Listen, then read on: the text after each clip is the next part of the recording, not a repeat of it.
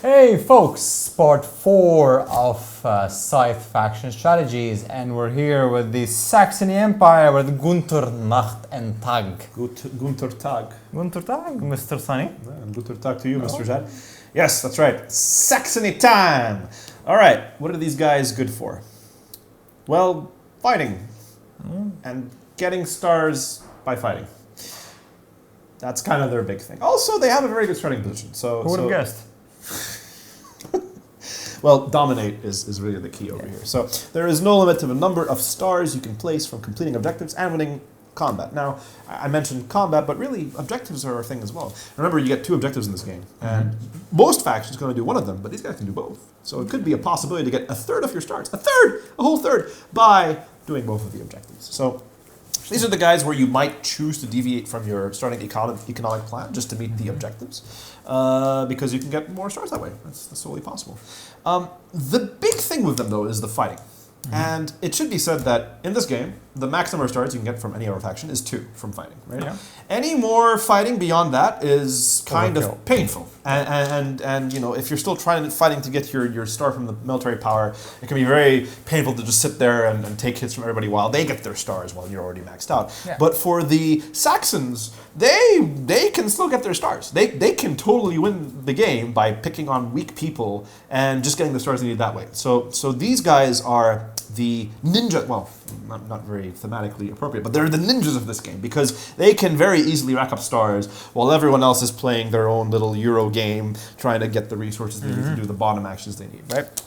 But there are some issues. Now, Saxony, in terms of their military might at the start of the game, They start with 1. it starts at 1 military power, which is not great, but they do have 4 combat cards, which is not bad. It means that they could surprise people with an early conflict.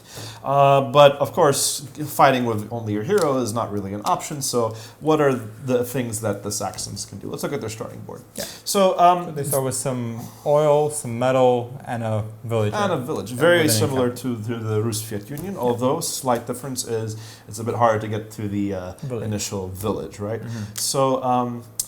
So you could follow the strategy of taking your first move action, to your actions to move your oil worker to a village and your hero 1 space out to, you know, potentially get the encounter space next time, and then you can just start producing. You know, some people may prefer to, you know, take their first actions to produce to get the metal, then a move, and then maybe another produce to get the workers, and that way they can build up the metal they need to get a mech out early on, maybe some trading as well. Like for this particular board here, just based on what we've picked, there's produce right below the mech. So look at that. Yeah. Fantastic. Producing and mechs at the same time. Wow. And trade happens to match recruit, which is not fantastic, but hey, that's how you can get the resources you need early on. Okay, so let's look at the mechs. What are some good mech choices to get out early on? Well, of course, as all factions have to worry about how to leave the island, it's kind of, some factions care about Riverwalk, but the Saxons have a great option, which is Underpass. And I think Underpass is one of the most powerful movement abilities in the game because it lets them move between any mountains you control, which means you have to already have a person there, to any tunnel. And that's amazing because these guys are the fighting faction, and you want to get to weak opponents. Well, the tunnel network goes pretty much anywhere you want. Yeah. So by starting from the mountain over here, you can jump to any place of the board where you suspect there are going to be weak opponents. Okay, and great combo in this game is, you know, because they're all going to be getting the metal to build all the mechs, ideally a good first starting star would be getting all 4 mechs out. You can get the underpass mech out and also the +1 speed. And what does this do for you? Well, let's suppose you have your mech over here. You can basically strike anywhere, which is 1 space away from a tunnel. Do you have a weak opponent standing over here? Well, guess what? You can reach them very easily. 1, 2. That's a fight, right? Or heck, if you stand on a tunnel itself, that's, you know, I mean, it's the same thing as standing on a mine, but it's just great operational flexibility. That's true. So they're all about that for sure. So yeah, again, underpass first, speed second. Disarm is a great third option because it lets you take power away from opponents who are foolishly standing on tunnels, only on tunnels though. And I would say Riverwalk is a last choice. I don't see Riverwalk being super useful. Maybe if you're planning to strike against somebody hiding in the starting island, you could, but I don't know. I feel like there's better options to be had early on.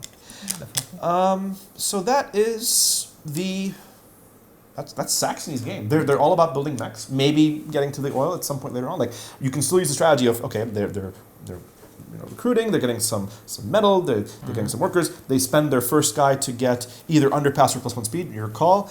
Maybe +1 speed if you want to be bit more economic. You could put this guy over here and then grab all these guys and move them around, drop some off at the oil, and then drop some at the metal, so you can then produce more stuff later on. It's your call. If you want to go early for fighting, you might want to grab the underpass. Otherwise, speed for the economy to help.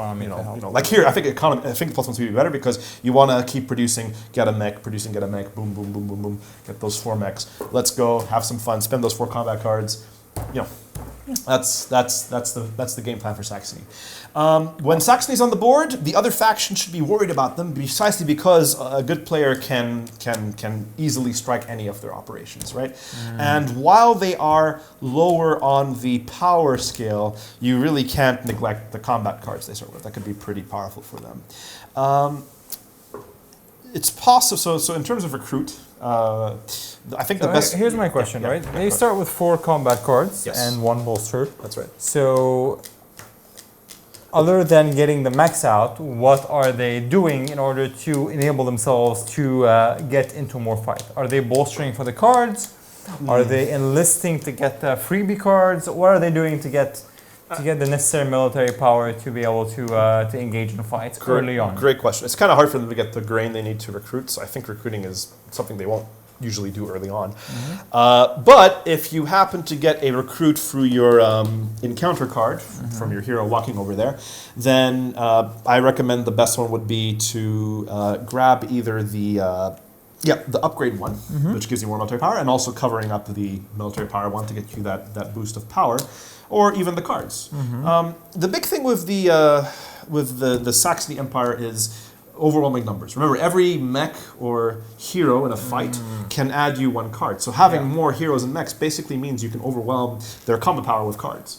That's a total possibility. Yeah, but you still only start with 4 cards. Yeah, that's right. It's not a lot, but it could be enough to get you a good heads up. In terms of upgrades you want to get early on, I think good ones might be the bolster one, because for reasons you explained, to make bolster more sexy, and also possibly the move action, because with all these mechs you got to move them, right? So that's something you gotta consider as well. That is the power of Saxony to start fights, get their economy rolling, and then try to win that way, for sure. They're also nice contenders to fight for the factory because, if they sit in the factory, everyone's going to be thinking, I want the factory, but I don't want to give them a star. Right? So that's sort of a nice position they can take advantage of as well. Thank you, Sunny. That was Saxony. We'll be back with the next video on the Crimean Khanate, my favorite faction in the game. Excellent. Okay, we'll see you then.